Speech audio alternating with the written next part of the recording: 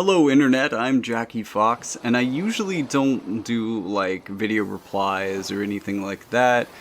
The way that tends to be used is just a little catty and confrontational sometimes, but I ran across a Breaking Points video that I wanted to share, but at the same time there was like some commentary within the video that I felt like if I shared this video, I really have to talk about some of the commentary in here because I think that while I appreciate that they covered the story, I didn't see it covered anywhere else, and it's often the case that they'll bring stories like this, which is one of the reasons why I like them as a source and watch their content.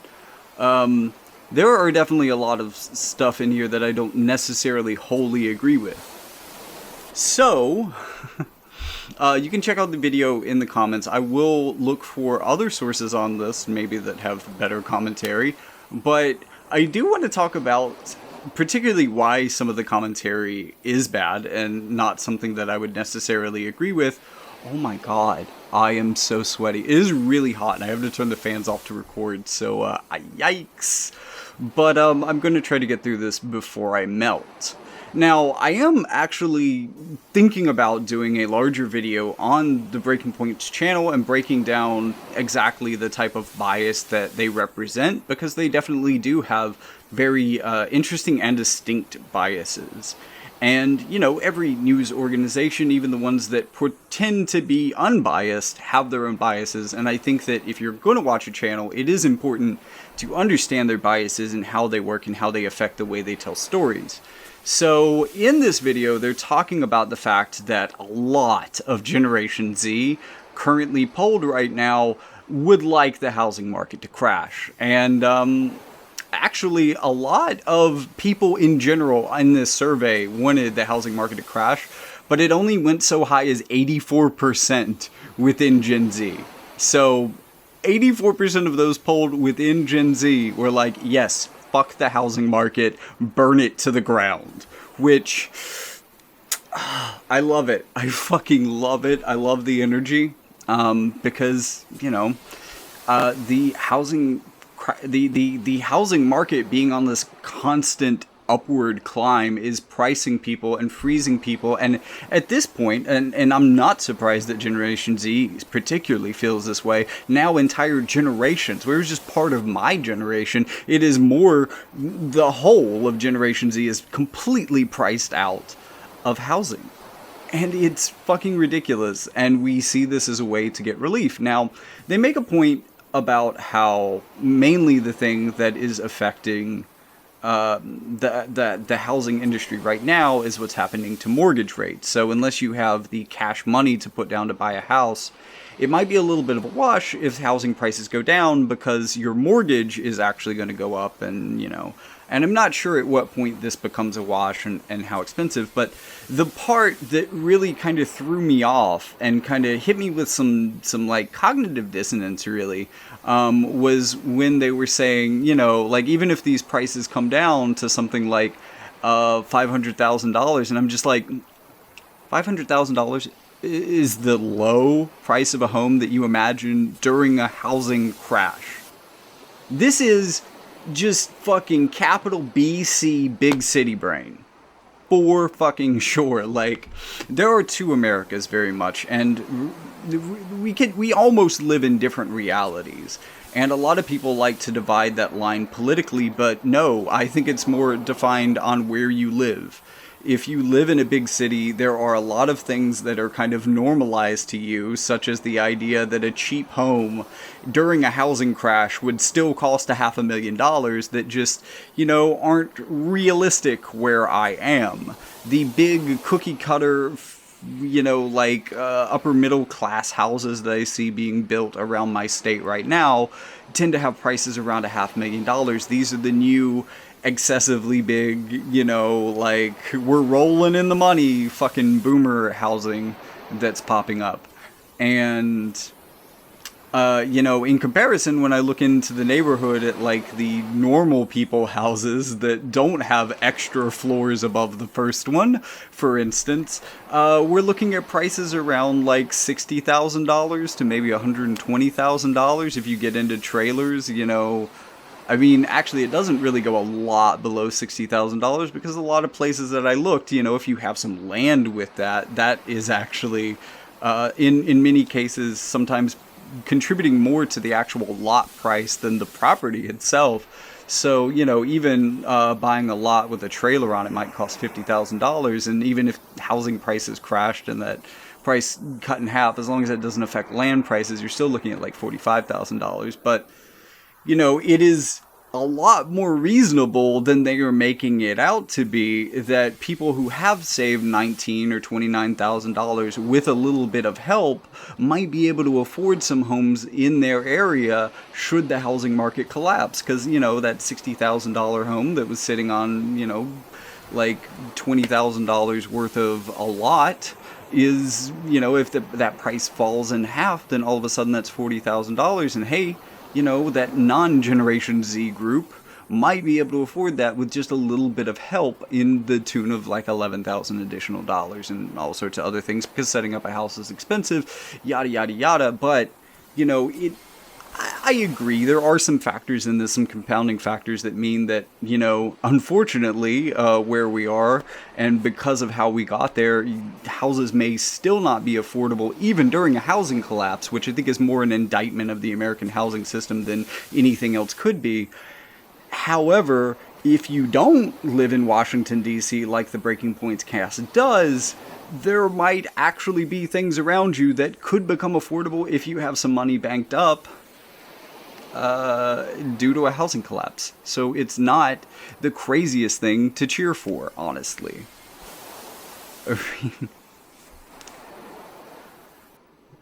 The other thing that completely fucks with me, and this is almost disingenuous, and Cigar does like little things like this all the time, and there may be some way that he's technically correct about this through some really complicated finance thing that is available to people who have a lot of money that I'm just not aware of.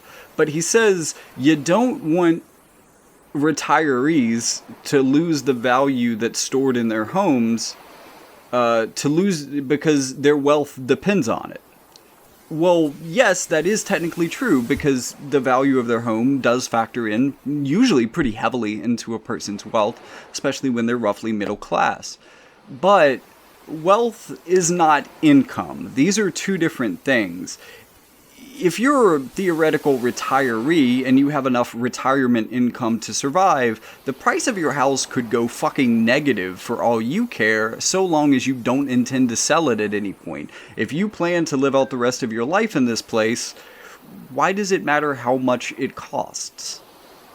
The only retirees for whom the price of the real estate market really makes a difference in their retirement income are people who make their income from renting property. That's right. He's arguing for landlords making retirement income because honestly, that's the only fucking people who that argument applies to. And, the way he said it, it is technically true in general. But again, wealth is not income. They are different things. So again, unless you plan to sell your house within the next couple of years, because, the housing market generally bounces back. Even if we go through a housing crash, it means that for a couple of years, people might have low prices. And for a couple of years, you probably shouldn't sell your home if you have a long-term stake.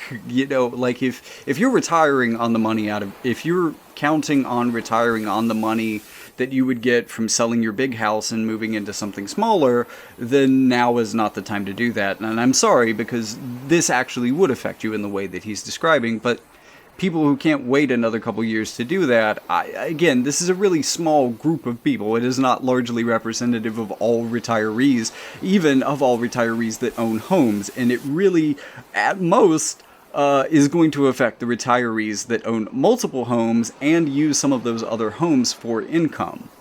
And this also goes into kind of another place where if housing prices fall, and really rental prices are competing with mortgage prices, so some of the things that they're saying about mortgage rates going up do actually kind of impact this, but I still don't think it's quite the break-even that they think it is. And just because mortgage interest rates are going up while prices are going down doesn't necessarily mean that this isn't going to have a deflationary pressure on rent prices.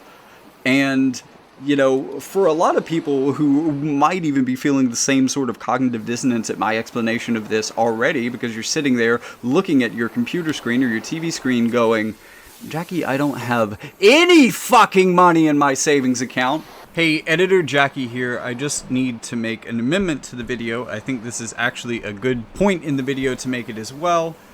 As I was looking through the study for myself, I realized that the numbers that I was looking at for the amount of money that different generations had saved to purchase a home was actually the average for those consumers. And it's something that I said, and I made a video about this around the time that I started this channel. It was one of my first videos about how when you have a country that is in a state of extreme income inequality, then averages will always be deceptive because they will be heavily weighted by the people who have so much. And when you average all of that out, it makes it look like people are doing pretty well when actually a lot of people are doing pretty poorly.